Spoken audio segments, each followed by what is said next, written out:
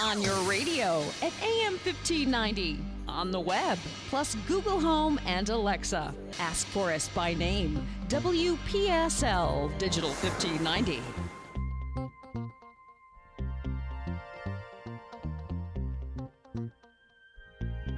Opinions expressed on the following program are those of the program's host, not necessarily WPSL or Port St. Lucie broadcasters. Any reproduction or reuse of this program without written consent of WPSL is strictly prohibited. But you are encouraged to like and share it on Facebook because it's live. Every Wednesday night at this time, the African American Scene, brought to you by Howard Insurance and hosted by Rudy Howard. Good evening, good evening, good evening. Always glad to be with you here on a Wednesday night. I have to tell you, boy, there's a lot going on. Of course, you know, being the political junkie that I am, I watched a lot of Mueller's testimony today, but we're not going to talk about that tonight. What we're going to talk about is the socialism lie. I am so sick and tired of whenever you make a suggestion that we have to make a change in our economic structure the way it exists, they say you are an advocate of socialism. Well, that's just stupid. And I'm going to tell you, you know, if you don't change, you die. I'm going to give you the best example that I can give you. When I was I was in graduate school. I never finished, but I took a course in marketing, and one of the classes that they took, that I was taking in grad school, they had the example of Converse shoe. And all of you that are close to my age will remember when Converse shoe was the dominant basketball shoe in the United States. Every high school, every college, all the professional teams, you had a Converse basketball shoe. Oh, we didn't have those, Rudy. We had PF Flyers. But so why am I telling you that story? When Nike began to get on the scene, Converse said, "No need to change. We're already successful. We know the winning formula," and they did nothing. And Nike came on, whipped their behind into the ground, and where's Converse shoe now? Converse shoe is a shoe that people wear just to hang out. It's no longer the preferred basketball shoe. Wow. Yeah. So when Clifford, who I haven't had to get a chance to get to in a couple of weeks since he made his statement that part of what's wrong with our country is that we want to make changes. My friend, if we don't make changes as a country, we die. And our system that we have now is just absolutely not working. I'm going to give you a little short video by Reverend Barber. I want you to listen to these words. This is a man who I respect enormously, and some of you may know him. But listen to Reverend Barber's words and think about it. Okay. Emergency is not on the border, it's inside the border.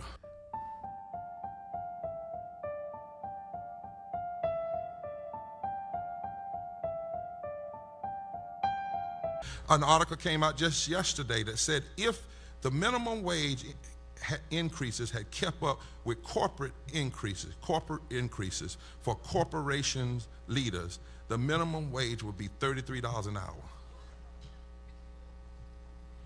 Our moral center and deep religious values require that we speak on this. There are 62 million people in this country today working for less than $15 an hour, while we have 400 families that make an average of $97,000 an hour.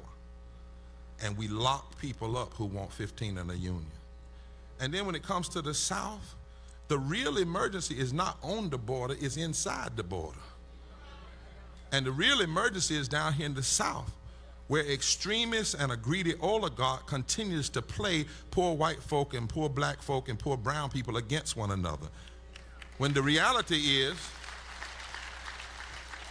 The reality is in the 13 former Confederate states, from Texas to Maryland, there are 52 million poor and low-income people. 24 million of them are white.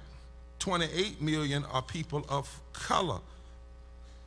There are 13 million poor, uninsured people in the former Confederate states, and yet we have more politicians from these states that block health care and block living wages.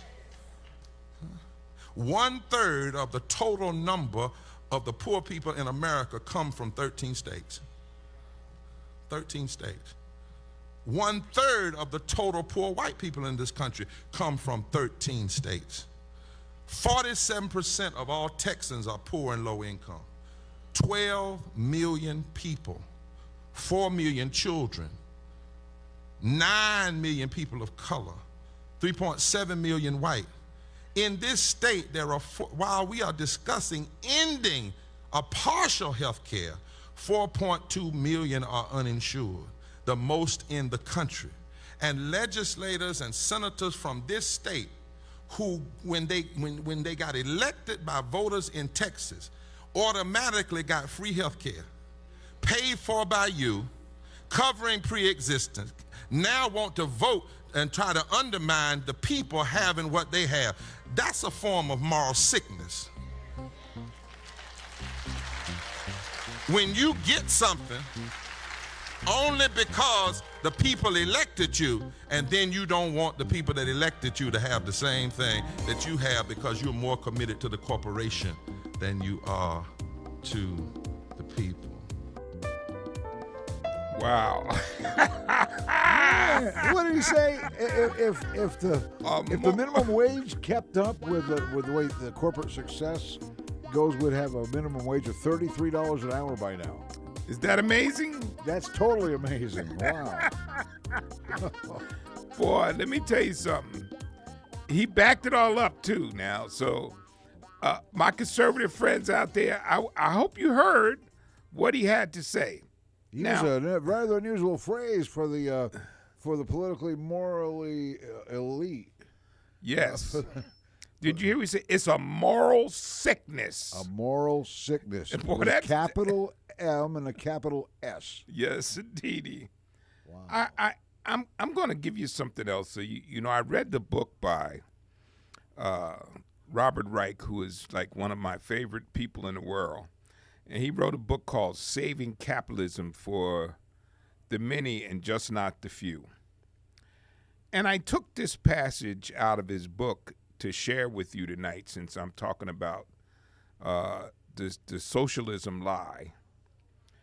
And he says, the market system we have today is a human creation. It was created by just normal human beings. The rules have been shaped by large corporations, Wall Street, and wealthy individuals in order to channel a large portion of the nation's total income and wealth to themselves. It is not about taking people's money. It is about how to design the rules of the market so that it creates a fair distribution on its own. I want you to hear this now. We're not talking about the government taking over and parceling out this and that. It's about recreating or modifying the system that we have so that the rules in place will allow for a fair distribution through the system itself. And maybe some fair, scientifically proven rules instead of theories of like trickle-down economics. Well, which we all know by now, that is just such a bunch of bunk. That don't work at all. And now there's still people that, listen, I got a guy that I know pretty well. He and I have had a falling out. And I tell you, if he's listening tonight, which he so frequently does, he is tied into that system, and you can't beat him off of that with a stick or a sledgehammer. He believes trickle-down economics. No matter how many things I've showed him, no matter how many articles I gave him, if it doesn't come out of the mouth of a conservative, he's never going to move off of that, which is really unfortunate. You know what happens when things trickle down, don't you? They get on the ground, they soak into the ground, and you don't get any on you.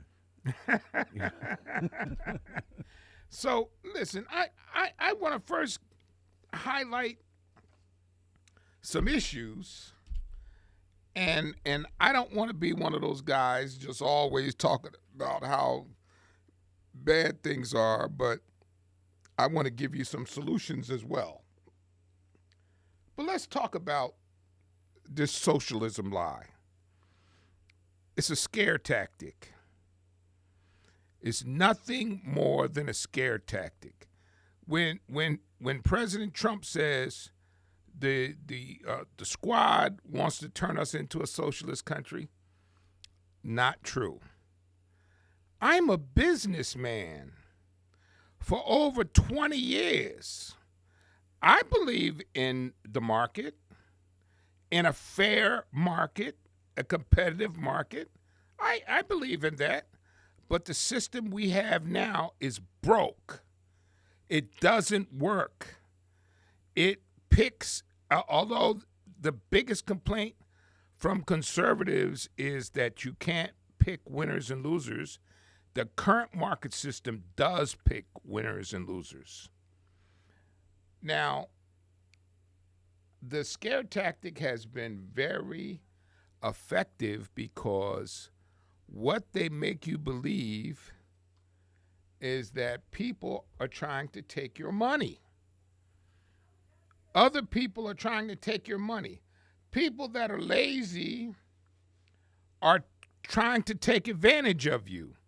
They have sold you on that like a box of Tide. You've bought that lock, stock, and barrel, that there's lazy people out there hiding around the corner trying to take your money. So let me give you some things to think about what happens to some of your money. We spend more money on defense than the next 10 countries combined. Did you hear that? We spend more money on defense than the next 10 countries combined.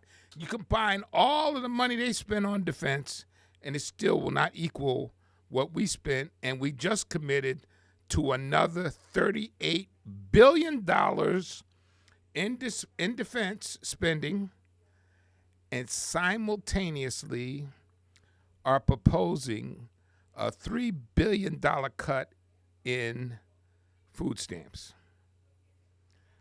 Whew. That, somebody got to explain the logic of that to me, because that doesn't make any sense. Now, and then I'm going to take this one step further. That defense spending makes absolutely no sense, because I'm going to tell you why. Everybody all over the world knows they are no match for us on hardware.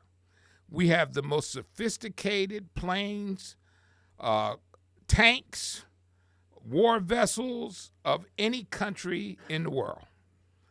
It's not even close. So where is the fight now? The fight is on the internet, in cyberspace. Russia, who couldn't beat us in a paper bag contest, is kicking our butt because they are using the internet, and we're not investing in that like we should. So if we want to spend $38 billion, let's spend $38 billion on internet defense. I would tell you, if we decided that we were going to go all in on the internet, I have no doubt that we would be number one in the world, lickety split. I don't even think it would take 18 months. But we have to take our head out of the sand and stop feeding defense contractors and put the money where it's going to do the most good. Now, we just have to stop making contractors rich. Now, here's another one. So think about that. We have 25% of the world's prison population. Think about that. 25%. We have more people in prison than China and Russia and all of the companies in the Middle East. You know, and I don't want you to believe me. Just go to the Google and press the button and go look it up, and it'll tell you exactly what I'm saying is true. I don't want you to believe me. I want you to go look it up, and you find out we have the largest number of prisoners in the world. Now, what does that do? Cha-ching, cha-ching, cha-ching. That costs a lot of money. And here's what I want you to think about. Hold on to this for a second. Just put your arms around this. You don't want to pay for health care, but we have prisoners that get full health care benefits, and they're not being productive in our society. Hello? Am I missing something? Is there something here that I don't understand? You don't want to have health care for your fellow Americans, but you give full health care to prisoners who are locked up and provide cheap labor for corporations. That's a discussion for another time. I'm not even going to get into that right now. But the prisons provide dirt cheap labor for large corporations. But you don't want to provide health care for our citizens. You say you can't afford it.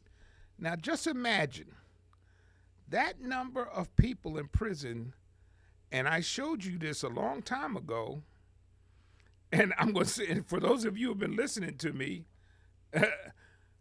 you can put a kid through a full year of college at a state university like Florida State for cheaper than it is to lock them up for a year.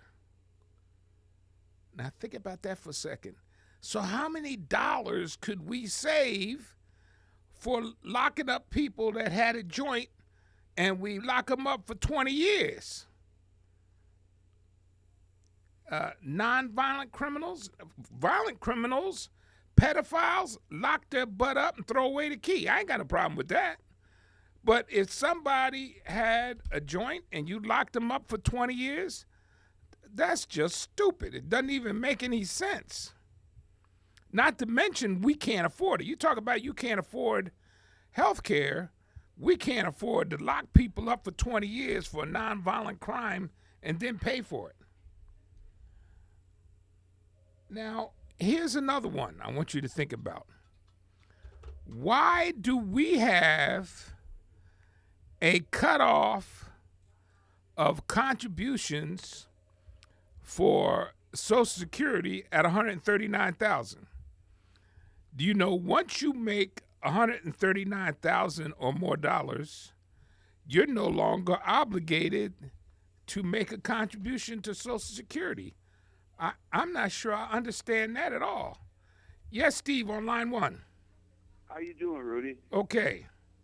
Hey, the marijuana thing, that's been brought about by paid prisons. Yes. There's a case out on the West Coast where a state didn't fill the prisons, and they had to pay a $3 million fine because they didn't put enough people in jail. Yes. Now, that's getting stupid. And we're doing the same thing right down there. We've just become a country of useless, stupid people. The things that we do don't make sense. Let's lock a guy up for a joint, but give a guy 2 weeks in jail for selling out our country, as we just saw happen in the Mueller case with one of those aides. The guy gets 2 weeks for selling secrets for our country, but you can get a year for a joint. Hey, Yeah. Steve, it doesn't make any sense to me either. Moral sickness, remember? It's just become so stupid and so, I want to say, right-wing, because they're the conservative branch of America. It's like they're sitting there thinking, what can I do next to screw the country up? You know, I mean, I'm getting sick of it. I really am. I mean, these are dumb mistakes. They shouldn't be made. But here's the problem: 39% of the people voted. Yeah, but Steve, You know? here's the real problem. And there's a lot of people that are listening right now to this radio program that have bought into that. And if they really just sat and thought about it, just like you and I have, they would think they could come to the conclusion that that doesn't make any sense. Forget about your politics for a second. Just think about the economics. The economics just is dumb. You know those children that they got in the concentration camps out at the border? Yeah. It costs as much to keep $750 a day to keep one kid there. You could keep them in the Ritz-Carlton. So, I know. I mean, we are painting a picture of America as a flashback to the internment camps of the Japanese, for the Nazis doing the concentration camps. I mean, come on, let's get real. This is not the America we want. And if it is, I don't want any part of it. Hey, Steve, I'm with you. You know, I didn't want to say that, but I heard that same number, $750 a day for the kids. That's insane. And it's the same people that, yeah. And they're the same people that run the profit prisons. Yeah. Now, here's another thought.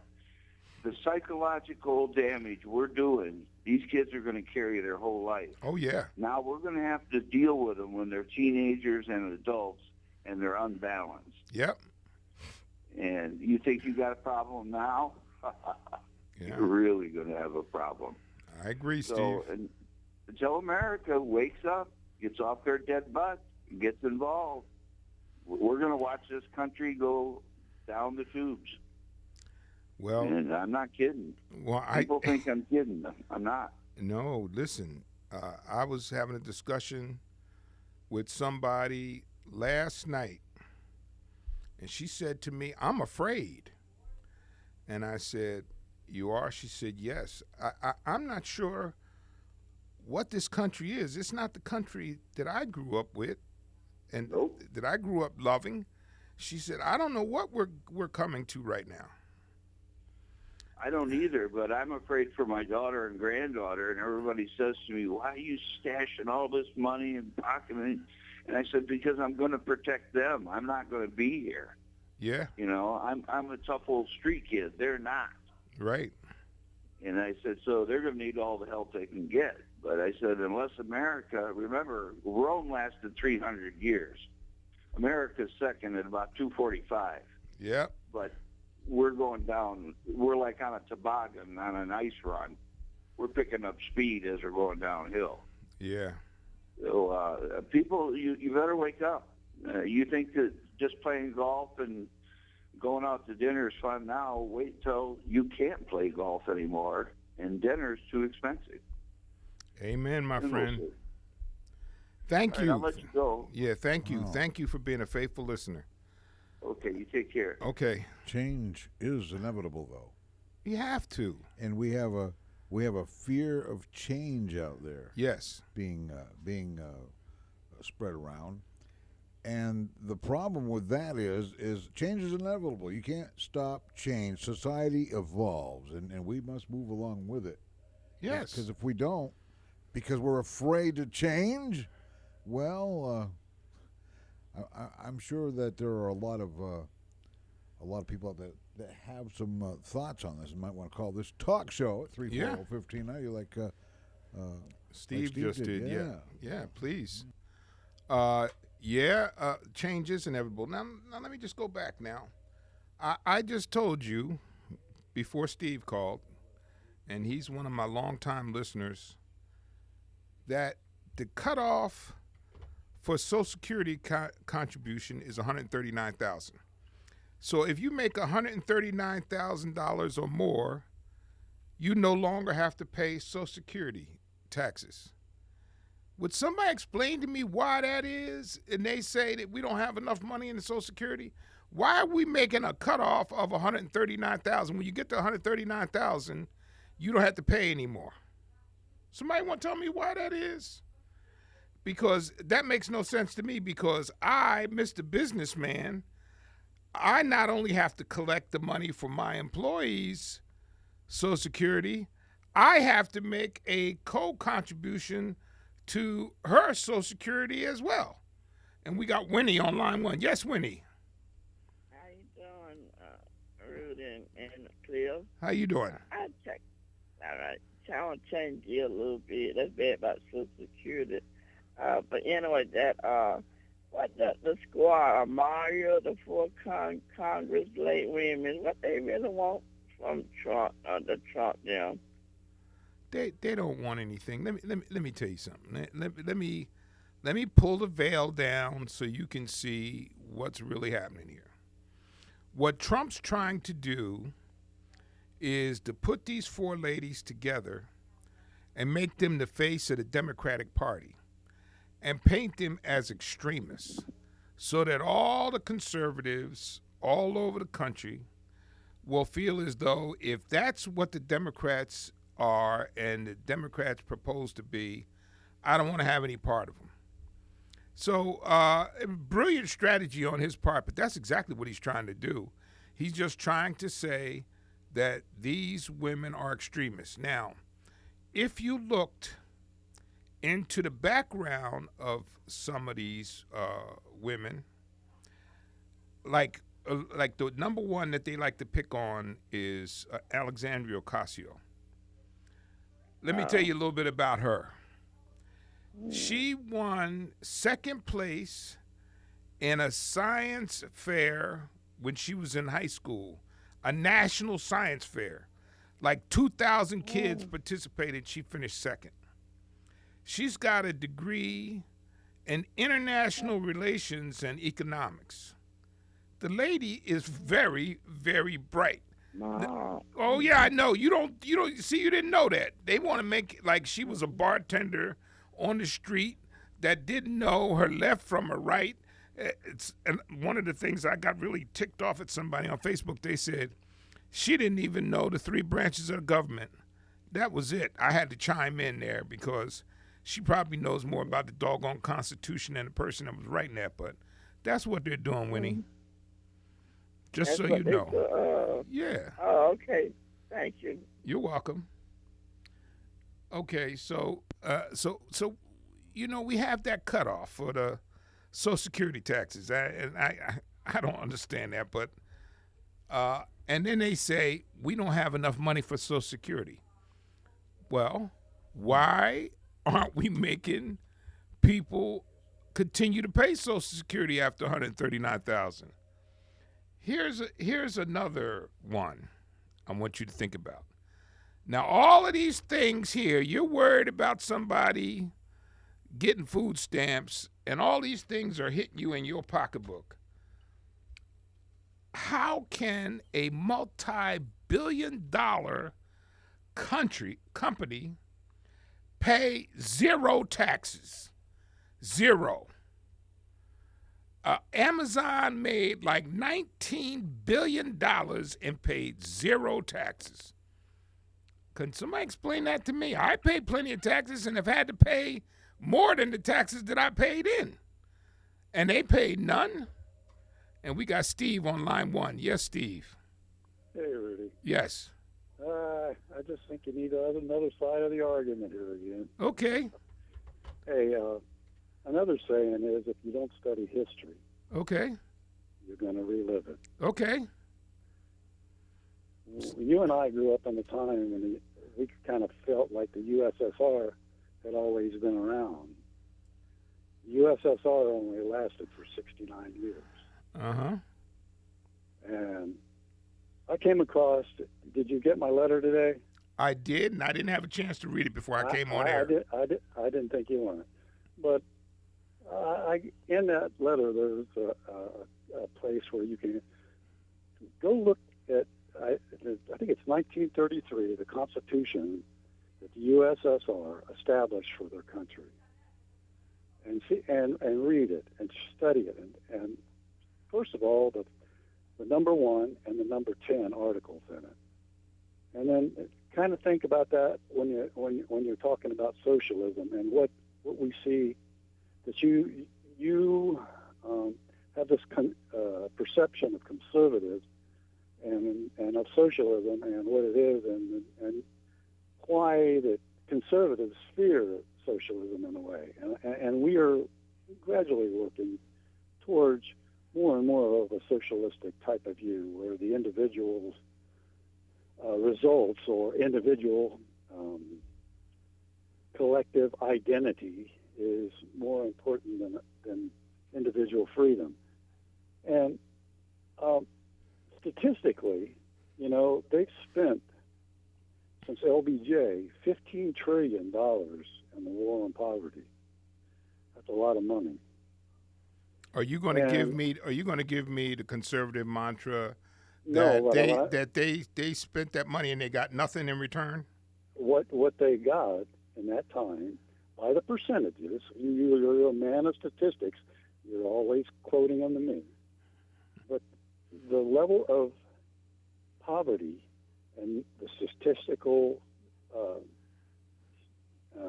example of those that are in the poverty level have stayed almost the same, even with the spending of all that money. So actually, you and I have to agree that the money is not the issue. The money being spent. So into society, even if we are a country, of laws. If we're a country of laws, and as the liberals and progressives like to always say, everybody is not above the law, and they throw that out about Trump, and they try all this, that nobody is supposed to be above the law. But then in the same breath, they'll say, well, immigration law is not right, drug enforcement laws are not right. Where are you getting that from? Just call somebody an illegal immigrant. Well, and that day they come across the border illegally, and you'll be called a racist. No, not necessarily. I guarantee you, that's happened many times. The issue is very clearly, and you and I have had this discussion before, it is the browning of America. Yeah. That's it. That's the bottom line. Okay. And let me tell you where that came from. Let me tell you where that came from. Okay. For the first time in the history of this country, when Obama won the presidency in 2008, it is the first time in the history of the United States that the majority white did not win the election, even though that majority did not vote for him. Yeah. You know that, right? The majority of white folks did not vote for President Obama in 2008 or 12. Now, you can go look that up. That's a fact. But that's so incensed. That's so incensed so many people that it created a backlash that has spilled over into where Trump's now. But the problem is what you have are people that do not want to admit it. Only occasionally do you get somebody that will admit it. That's the reality. Okay. Let's use a little bit of logical reasoning here and your example. Okay? You say that the browning of America has disturbed a lot of people. Yes. That's what you okay. Let's understand that if you're saying the browning of America, you're understanding that the browning of America is coming from outside of America by leaps and bounds. The Hispanic vote, right now, 23%. Blacks have actually stayed right around 13% because of their attitudes toward abortion and how many abortions that have happened. And actually 30% of maybe the extreme of the black population that exists today has been aborted by a population that does not exist. So neither here nor there. In the logical argument, if you're using that, the browning of America, of those coming from foreign countries to America for the American dream, whatever that may be, because it's not for the it's not for the laws. It's for economic reasons. It's not for the purpose of what the country stands for. It's You don't know that. reasons. You do not know that. I do know that. No, you don't. Okay, then let me use one of your words. Okay. My subjective reasoning has determined over a period of time, working in the situations and in the businesses that I've worked in, I know that it's a fact by those people that I came in contact. So I use isolated incidences to prove my point, which you do many times before. So therefore, you have to accept my reasoning.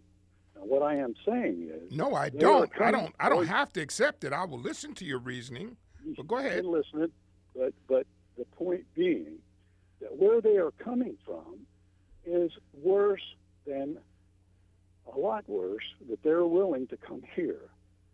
So you have to understand also the governments and the structure that they are coming from, that what they are bringing into our part of the society.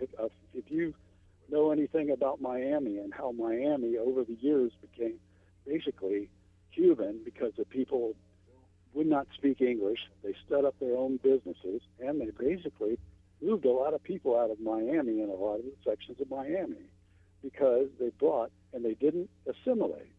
Like one of the presidential candidates said, immigration without assimilation is an invasion. My point being is this, is if they are coming and bringing something that's different, just like socialism, into the country from a point of view that doesn't support our Constitution, the constitutionality of our Constitution and those laws, and the ability to pick and choose which laws you want to follow and which one you don't want to follow, then what we run within this situation is the browning of America. It was better off when it was white, because you're saying the browning of the is making conflict. It's making things not better. It's making things worse for the brown people that are already here. Your argument is almost in a circular reasoning. Okay, are you finished? Because we're okay, not. Go ahead. Oh no, we're done. Okay. But thank you for your call. Okay, Jay, how are you, sir? Okay, I'm doing great, Rudy. I just want to just let me make a couple of comments because I'm listening and I know what you're trying to do and what you're dealing with. But the thing that gets on my nerve is that this last caller, we're just talking about the browning of America. The reason why people are fighting against it and why they didn't vote for Obama is because they want to protect the white privilege. They want to continue to keep that. They don't want anything to change from that. And talking about immigrants, I'm old enough. I'm a little older than you. My man, I'm a few years older than you. So I remember when there were Irish and Italian immigrants. Yeah. I remember first generation when I was going to school with youngsters that their parents couldn't speak English. Yeah. Italians. And they used to then some of them used to make fun of them because some of there was a thing going around that they came without papers. They didn't have immigrant. They didn't have no kind of papers. They just got in because they had some friends or somebody kind of vouched for them, and they let them into the country, and a lot of things like that was going on, and it just makes you upset when you know what goes on in this country. But that was okay. Yeah, that was all right. But now we're getting all these folks of color coming in. And a lot of them are coming in educated. They're coming from different parts of the world, whatever the reason why they're coming in. But that's, it's just so kind of sad that the people can't get it. It's neither they don't want to get it because they already made their minds up that Trump is their savior. He's going to keep these brown, all these brown and black folks out of this country. We're not going to get any more, so we can keep our, majority. And it's just kind of sad thinking about that. But what you were talking about with Winnie, about the Social Security thing, I think it was Reagan. Reagan did a lot of, everybody praises him as he was a great president. Well, he did a lot of damage. He did damage to the Social Security where he made the limit. It used to be they had to pay, the court, they had to pay the same rate as everybody else up until I think about in the 80s. And then he came up with the how he used to do his thing, like just like Trump, divide the country. He said the caucus, you let this black man out of jail and he killed somebody, so we Willie Horton. I remember so that. He blamed that on the caucus, and he used that just like Trump is trying to use our 4 Congress, the AOC, and the other 3 congresswomen. He's trying to use them as the face of the Democratic Party. Absolutely. And that's what Reagan did with the caucus. No, that then was Reagan George. Comes That was up with welfare queen. Who's the welfare queen? that a was black woman. That was George Most of the people H.W. on Bush. welfare are white folks. Yeah, that's true. But he did it, and he sold it, and that's the game they play, and it constantly goes right down the line. Then we go into 2020. Now, what are the folks going to do? How are they getting information now from what's going on with this Mueller? I think there was a lot of information in this Mueller information that he gave out today. It was a lot of stuff that most folks didn't read it, so at least he was, they were talking about it.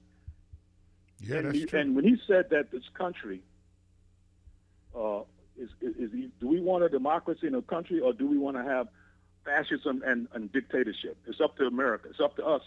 It's up to us Americans. What kind of country do we want? We have, we can stand up and fight and make sure that Russia doesn't come in and interfere in our election again, or we can put up with it. And he said we can just go along to get along. He said so. It's up to us what we want to do. I hope a lot of them saw that. And to me, when those Republicans were just filibustering and making fun of this, this conference they had today, and with all of the stuff that's going on, I think about the couple that they executed in the 50s. I remember that also. Yeah. The Goldbergs. They executed them because they collaborated with the Russians. I got to let you go, Jay. I got a couple calls. The communist Russians during that time in the 50s. And Yeah. I think they only took about a month from the day that they figured that they were giving information to Russia to the day that they executed both of them, the man and his wife. And we're looking at people that are doing just as much or worse right now, and they act, and the conservatives act like it's not that important. Thank you, sir. Like they forgot about recent history. Now you don't have to go back to we're talking about in the 1950s. Jay, I gotta let you go, Jay. About what's going on in this country. Okay, And thank you, it's sir. sad that we just we got amnesia all of a sudden. All right. Okay, thank you. Great. Now I hope folks wake up. Yep. And understand what they have to do in 2020. Okay. Change all All of right. it. Thank All you, right. Jay. And I Thanks, think that's Jay. what we need to do. Phil on line 2. Yes, sir. Phil? Hey, Rudy, how you doing? You Oh. hanging in there? Yeah, I'm hanging in there. Yeah, I know. That's all we can do. I wanted to comment real quick on 2 things. First of all, that deal you were talking about, keeping how expensive it is keeping the prisoners in the jails and stuff. A lot of them in there are for very, very minor offenses. That, Yeah. Oh, yes, sir. Could have been reduced. I mean, you're going to crucify some kid for a little joint or something that's half smoked down by the time they find it. But then again, you've got the ones that are really in there for hard crimes. But not only the medical, but little things like, they don't like the taste of the ketchup or the mayonnaise. You know what? We're up to me. You wouldn't go out and spend money on that. You'd eat that dry. Right. You know? Right. With nothing on it. Same thing with the television. The TV's busted. Well, too bad. Then you stare at the wall. You're not going to go out and buy $1,000 TV or whatever just so they can, have a good life. They're in there for a reason and not a country club. Then the other thing I wanted to touch on really quick, if I can. Sure. Go ahead. It's the story about the lady in Publix. And I think it's absolutely ridiculous that guy, I don't care if it was Cuban white, green, blue, or orange, okay? What possessed him to go out of the store and get so angry and turn around and go back and tell her that she had 15 items in the cart instead of 10? Big deal. Because the other 2 lanes, according to him, were open and there was nobody on them. So just go to one of those lanes, buy your groceries, and leave. Right. Okay? So it's little things like this that people are making such a big deal over that's fueling all of this hatred and anger and all this other stuff. And people just need to stop for 2 lousy seconds and think about what they're doing and what they're going to say before they do it, or have a filter. you know. But anyway, that's all I wanted to say, and thank you for letting me vent. Oh, Take care. thank you for calling. And we got Bill on line 1. Yes, Bill. Yeah, I got a couple of questions for you. Okay. All right. Have you ever been to a naturalization ceremony? A naturalization. Yeah, someone that came through the into the United States and became a naturalized citizen. I think I was close to one, but I don't actually think I ever sat in one. No. Yeah, it's one of the most patriotic events you will ever attend. Yeah. Because those people have put years into getting here legally. Yeah. It's cost them a lot of money, and most of them know more about civics, our American civics, than the average American does. That's true. Absolutely true. And when they get their naturalization, when they swear in as a legal citizen of the United States, there's a huge celebration. Yes. After that process is over with. It was really one of the most patriotic events I've ever attended in my entire life. Yeah.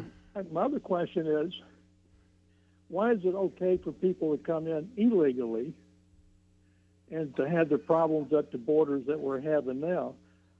Why should they have preference over the people that have spent years becoming a naturalized citizen and doing it the legal way? Well, let me say this. I'm not an advocate that people should come in illegally and jump the line, but by the same token, if people are seeking asylum because they're in a very desperate situation where they're coming from, that's something we've always done. And one of the great sins in our past history was when a boatload of Jews tried to come to this country, Jewish people, when they were trying to escape the Nazis, and we turned the boat around. We have always allowed people who were trying to flee desperate situations to come to America.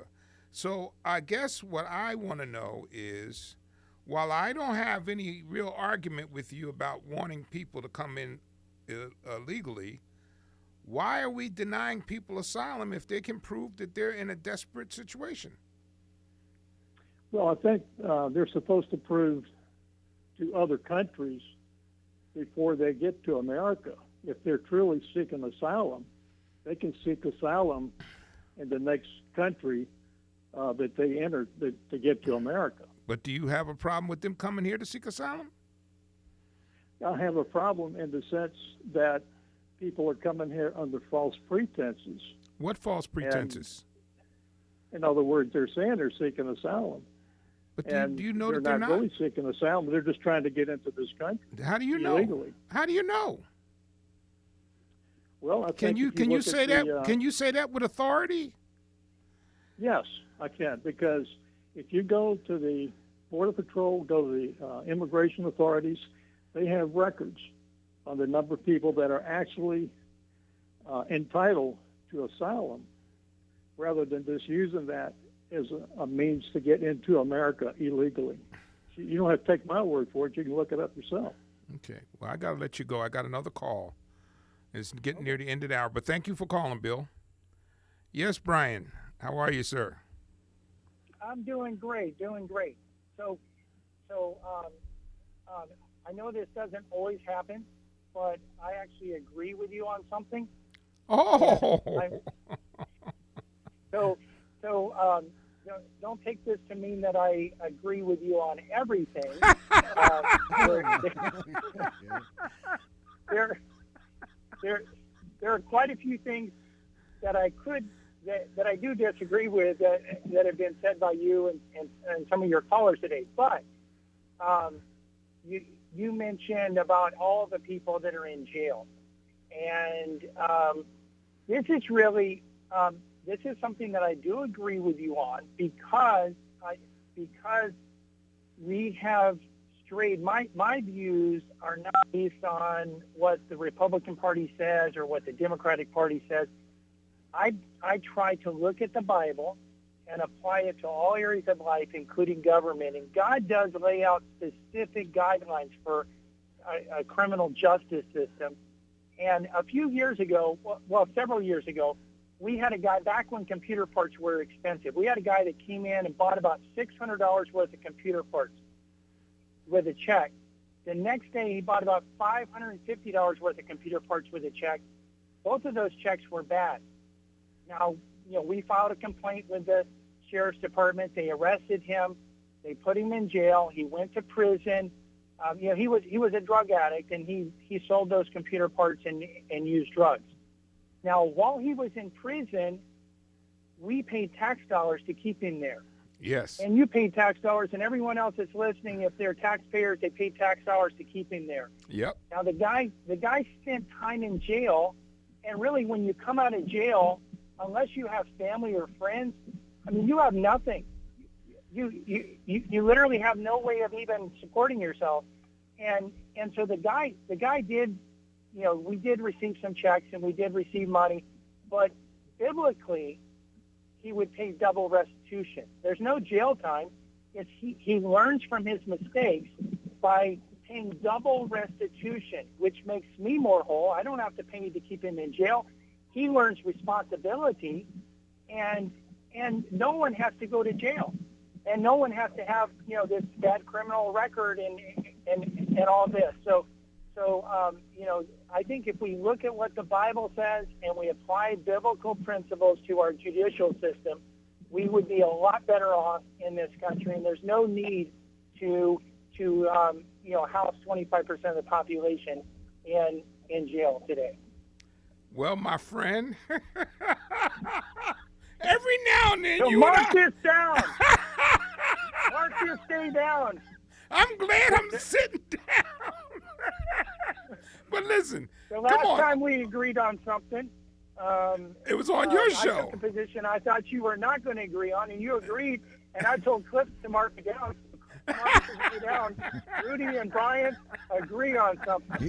Somewhere I've got that note stashed away somewhere. No, Brian, every now and then we do agree. Every now and then. And I sent you a birthday wish for Joshua. Did you get it? Yes, I did see that. He had a fun time yesterday, and he's playing American Legion baseball. They have a big statewide tournament this weekend, and that's going to be real fun and challenging. Yeah. Well, good luck. So, thank you. Hey, thank you, Brian. All right, you're welcome. Friends, I just want to let you know Rudy's not going to be here next week. My friend, and it's not to get over that Brian agreed with him on something. No. Right. My friend for over 50 years passed on Sunday in his sleep, so I'll be headed to Philadelphia to a funeral. But I'd like to thank you. God bless and be safe, and I'll see you in 2 weeks right here for the African American Scene. The African American Scene with Rudy Howard, brought to you by Howard Insurance of Port St. Lucie.